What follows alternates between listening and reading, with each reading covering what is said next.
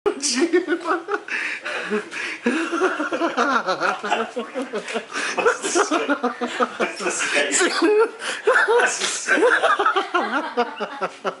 yun, Jill?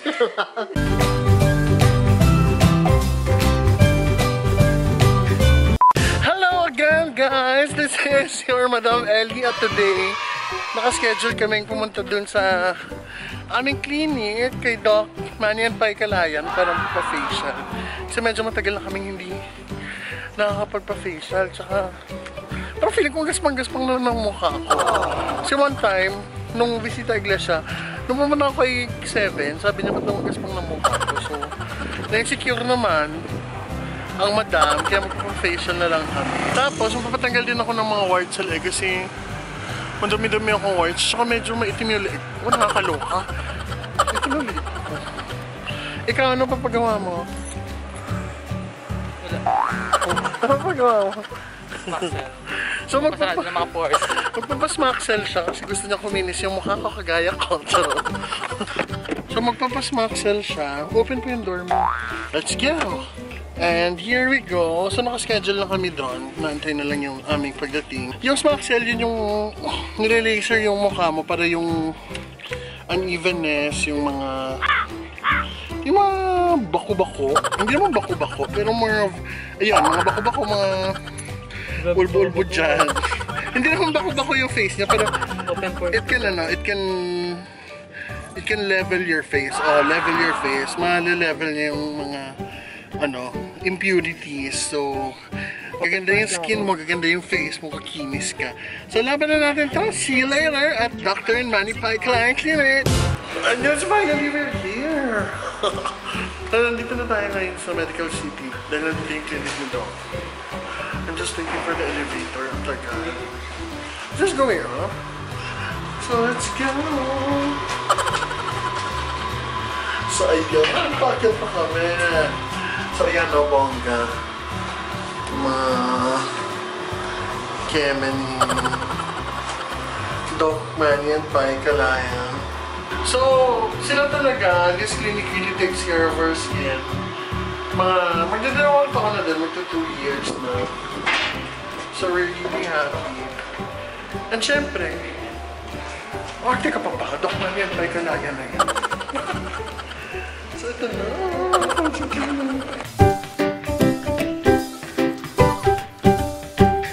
Taray naman yung baklo. Tulog ba siya? Hi, sir! So, yan o. Una na si Direct Jill. Saan si ano? Saan si love of your life? So, ayan. Nag-aantay na tayo ng schedule natin. Kasi naka-schedule kami ngayon. May mga ginagawa to before us. Si Jill, nakita niyo diba kanina? So, mamaya-maya, after nila, kami naman. Kaya, for now, dahil nagugutom ko, kakain na ako. Hindi pa kami kumakain kasi mga oras na kami nagising. So, pagkagising namin, punta na kami agad dito kasi naka-schedule na kami. So, dito na ako kakain. Diba?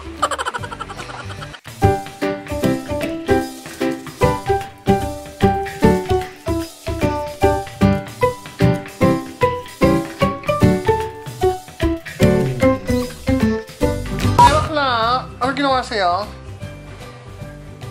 Ang tanay ni Simba, oh. Microderm and gluta. Gluta. Ba't makakamasaya ngayon? Ba't makakasaya-saya? Because I'm home. I'm home.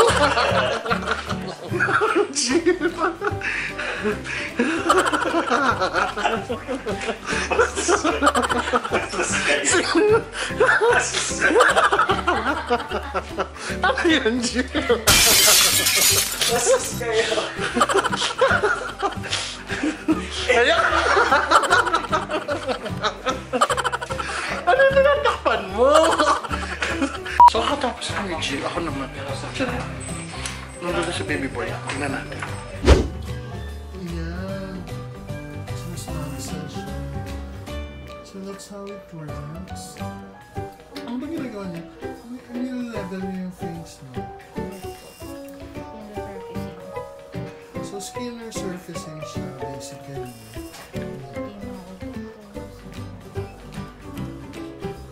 Kung nakikita niyo yung color red yan, yung air laser.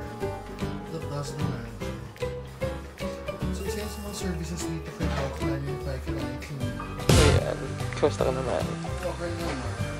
So, nagsistem ako ngayon. Ito na parang hindi naman tumatama. Sorry. Ay, sorry. Kuno mo si Kenty. Ayoko. So yan, nagsistem na ako ngayon. So mga ilang minutes to Kent? 5 to 10. So 5 to 10 minutes. After 10 minutes, Xiaolong bao na ako. Yung siomay na may sabaw.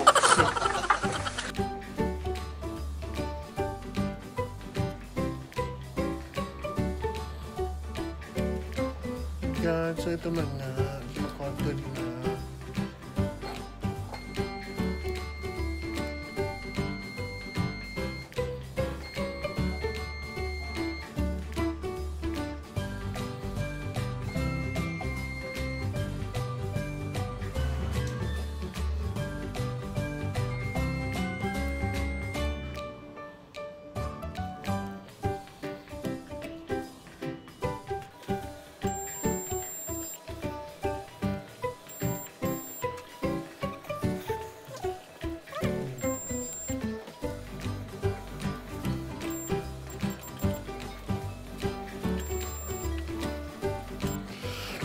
So ayan, tapos na nga tayong ma-cautery niya. Yung mga bilog-bilog na yan, so yung marigas pa ngayon kasi kinauterize siya para matanggal yung mga skin tags, yung warts. Ayan o, sa daig ko. Part of my neck. Ayan. So ang ginagawa niya basically, sinusunog niya yung mga excess skin. At yung mga warts kaya yung mga impurities para bumongga. Dito din sa nose ko meron na nagay. So may anesthesia naman siya, kaya carry lang. At saka magaling kayang gumagawa sa akin. So, hi Candy!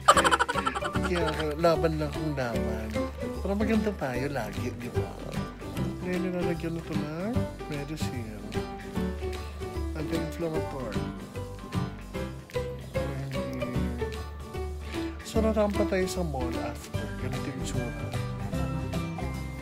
Bakit ba nila? At least ako may pambayad ako dito.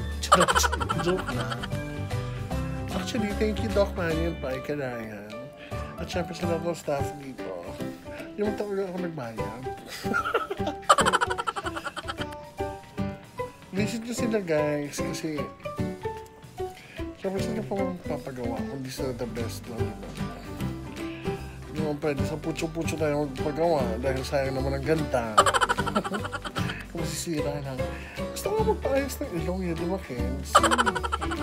Di ba? Tapos na ako sa mga ilong ko ngayon kasi upang ng Terminal 3 yung ilong ko.